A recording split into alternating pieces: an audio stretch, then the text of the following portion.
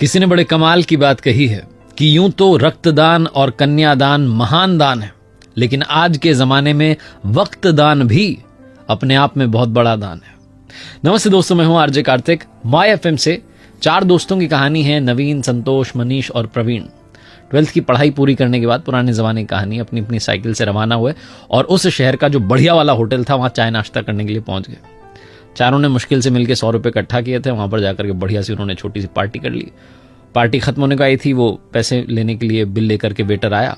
तभी चारों के बीच में एक डिस्कशन शुरू हुआ कि आज से 40 साल के बाद में हम चारों फिर से मिलेंगे। तब तक नहीं मिलेंगे, 40 साल के बाद में मिलेंगे और इसी होटल में मिलेंगे और पार्टी करेंगे, और उस दिन जो सबसे आखिरी में आएगा उसको बिल के पैसे देने। चारों ने कहा बहुत बढ़िया, बहुत बढ़िया। वो बच्चों वाली शर्त लगती वो लग गई। तो 40 साल के बाद मिलने का डिसाइड हुआ। वो जो वेटर था वो सारी बात सुन रहा था। उसने कहा ठीक है, अगर आप 40 साल बाद आते हैं और मैं यहीं रहा तो मैं भी आपकी वो 40 साल बाद वाली पार्टी देखना चाहूंगा।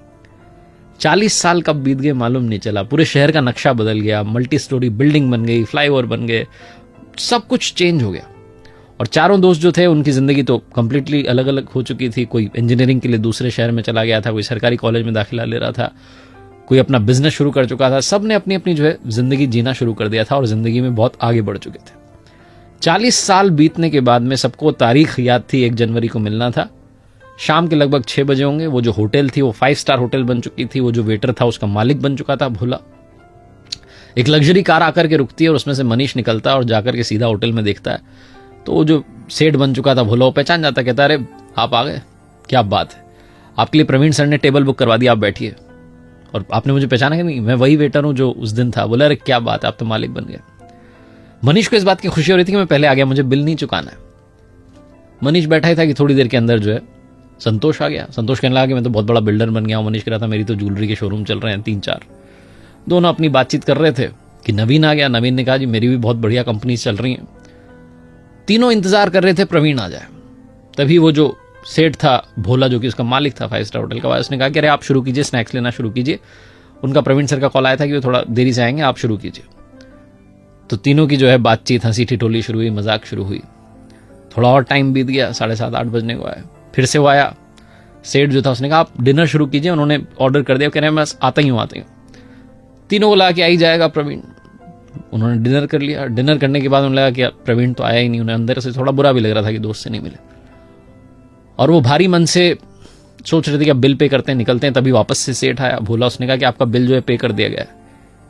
तो तीनों चौंक गए कि प्रवीण ने बिल भी पे कर दिया, आया भी नहीं। बाहर निकलने ही वाले थे कि गेट पर एक लड़का जो है गाड़ी में से उतरता है, दौड़ के आता है और इनके चरण छू लेता है, इनको प्रणाम करके कहता है अंकल नमस्ते, मैं आपके दोस्त प्रवीण जी का बेटा हूं। मेरे पिता जो हैं शिक्षक बन गए थे और मुझे इस काबिल बनाया कि मैं इस शहर का कलेक्टर बन गया। लेकिन पिताजी 1 महीने पहले ये दुनिया छोड़कर चले गए। उन्हें बीमारी हो गई थी, बीमारी ने घेर लिया था। लेकिन उन्हें शर्त याद थी, 1 जनवरी की तारीख याद थी, इसलिए उन्होंने कहा था कि तुम सारे अरेंजमेंट कर देना, बस उन्हें बताना मत। जब उनकी सारी पार्टी खत्म हो जाए तो बाद में बता देना। वो नहीं चाहते थे कि इतने सालों बाद आप मिलें और आपकी जो खुशी है उसमें दखल पड़ जाए। तीनों दोस्त रोने लग गए। उन्हें समझ में नहीं आया कि कैसे रिएक्ट करें। ये छोटी सी कहानी आपकी हमारी जिंदगी की कहानी बनती जा रही है। आप में और हम में से बहुत सारे लोग अपनों से मिलना बंद कर देते हैं, इंतजार कर रहे होते हैं कभी किसी सेलिब्रेशन का। यूं ही अपनों से मिलना शुरू कर दीजिए, क्योंकि क्या पता कब कौन हमें छोड़ करके चला जाए। आदमी वाकई जो है पानी का बुलबुला है। छोटी सी कहानी जिसका सार ये समझाता है कि वक्त बिताइए अपनों के साथ में। ये जो वक्त दान है ये आज के जमाने का बहुत बड़ा दान है। माय एफएम पर आरजे कार्तिक आपसे एक ही बात कहता है, चलो अच्छा सुनते हैं, अच्छा सुनाने का प्रयास हम करते रहेंगे। और आखिरी में ऊपर वाले के आशीर्वाद, अपनी मेहनत और अपनों के प्यार के साथ कर दिखाओ कुछ ऐसा कि दुनिया करना चाहे आपके जैसा।